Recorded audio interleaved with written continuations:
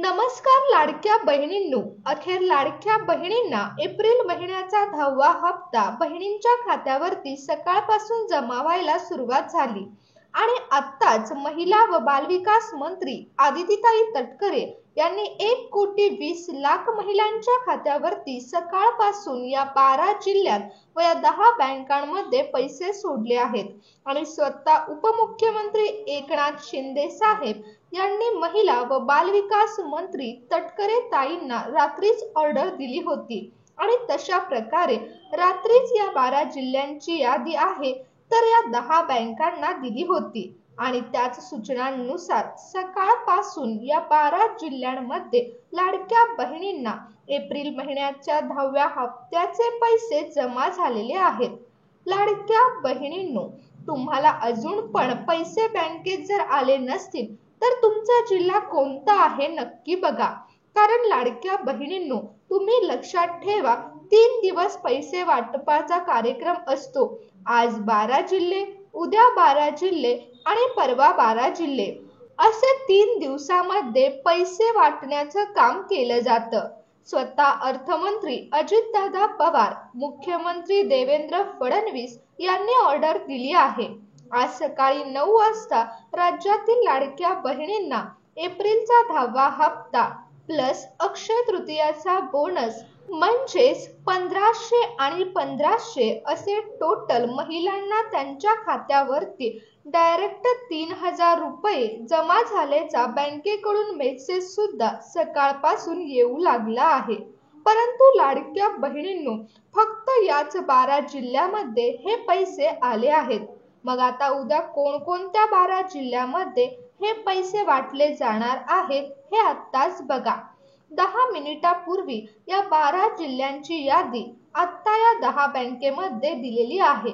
स्वतः उपमुख्यमंत्री एकनाथ शिंदे साहेबांनी आत्ता ही यादी दिली आहे।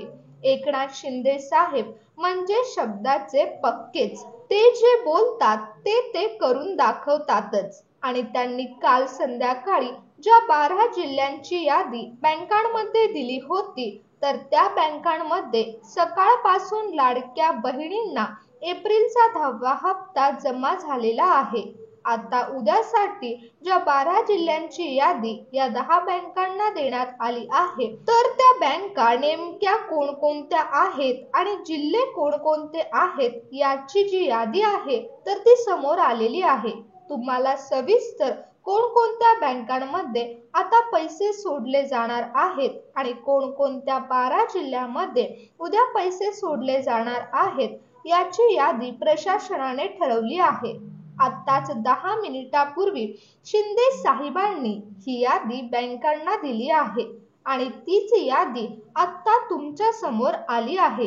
लाडक्या बहिणींनो, तुमचा खरंच एकनाथ शिंदे साहेबांवर म्हणजेच तुमच्या लाडक्या भावावर विश्वास असेल तर तुम्ही हा व्हिडिओ शेवटपर्यंत बघायचा आहे, कारण उद्याच्या 12 जिल्ह्यांची यादी या 10 बँकांना दिलेली आहे तर ती यादी स्वतः शिंदे साहेबांनी आज दिलेली आहे। त्यामुळे एप्रिलचा 10वा हप्ता उद्या ज्या लाडक्या बहिणींना पाहिजे असेल त्यांनी हा व्हिडिओ शेवटपर्यंत बघायचा आहे। कोणकोणत्या बँका यामध्ये निवडल्या आहेत तर त्या बँका तुम्हाला आता इथे समजणार आहेत। त्यानंतर लगेचच उद्यासाठी कोणकोणत्या जिल्ह्यामध्ये हे पैसे येणार आहेत तर त्या जिल्ह्यांची यादी जी आहे तर ती स्वतः शिंदे साहेबांनी दिलेली आहे। तर बघा कोणकोणते जिल्हे आहेत। महिलांनो, घाबरू नका। आजपासून एप्रिलचा 10वा हप्ता अधिक बोनस हप्ता एकूण 3000 रुपये पुन्हा एकदा पैसे वाटप सुरू झालं आहे। आदितीताईंनी पत्रकार परिषदेत घोषणा केली। राज्यातील सर्व माता भगिनींना मी आश्वासन देते की माता भगिनींच्या अकाउंटला डायरेक्ट डीबीटी हा करायचा आहे, त्यामुळे कुठल्याही पद्धतीची चिंता नसावी असं त्यांनी स्वतः सांगितलंय। आता जवळपास 2,52,00,000 पेक्षा अधिक महिलांपर्यंत आज लाभ पोहोचवत आहोत। मोबाईल फोनमध्ये ते मेसेज आले आहेत। त्यांचे जे बँक अकाउंट आहे त्या बँक अकाउंटमध्ये डीबीटी गव्हर्नमेंट या नावाने हे पैसे आले आहेत। लाखो महिलांच्या कमेंट्स ही आल्या आहेत। महिला नाराज झालेल्या आहेत, कारण बँकांमध्ये मिनिमम बॅलन्स नसल्याने म्हणजे शिल्लक ठेव नसल्यामुळे महिलांच्या बँकेमधून पैसे काढले जाऊ लागले होते। परंतु तुमचे लाडके भाऊ एकनाथ शिंदे साहेबांनी बँकांना खडसावून सांगितलं की अजिबात बहिणींच्या पैशाला कोणीही बँक हात लावणार नाही। त्यामुळे बँका पण आता गप्प बसलेल्या आहेत। आता बघा लाडक्या बहिणींनो, ज्या बँकांना स्वतः उपमुख्यमंत्री एकनाथ शिंदे साहेबांनी या 12 जिल्ह्यांची यादी दिली आहे, तर त्या बँका कोणकोणत्या आहेत ते बघा। यामध्ये काही सरकारी आहेत, काही खाजगी बँक आहेत। जर याच बँकेमध्ये तुम्ही आपले खाते उघडले असेल तर तुम्हाला आता उद्या पैसे तुमच्या बँकेत येणार आहेत। मग त्या बँका कोणत्या आहेत ते बघा। State Bank of India, Punjab National Bank, Bank of Baroda, Bank of India, Bank of Maharashtra, Union Bank of India, Canada Bank, Central Bank of India, Indian Overseas Bank, Indian Bank, Punjab and Sind Bank, UCO bank. या बँकांमध्ये पैसे येणार आहेत। आता जिल्हे पाहूयात। सगळ्यात आधी प्राधान्यक्रमाने 12 जिल्हे घेतलेले आहेत। सुरुवातीला पहा, छत्रपती संभाजीनगर विभागातले 2 जिल्हे घेण्यात आलेले आहेत। छत्रपती संभाजीनगर विभागातून 2 जिल्हे, पहिला जिल्हा आहे तो अतिशय लहान जिल्हा आहे, तो म्हणजे जिल्हा हिंगोली।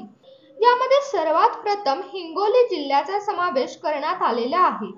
हिंगोली जिल्ह्यामध्ये जेवढ्या पण लाडक्या बहिणी असतील तर त्यांच्या बँकेच्या खात्यामध्ये पैसे जमा होणार आहेत।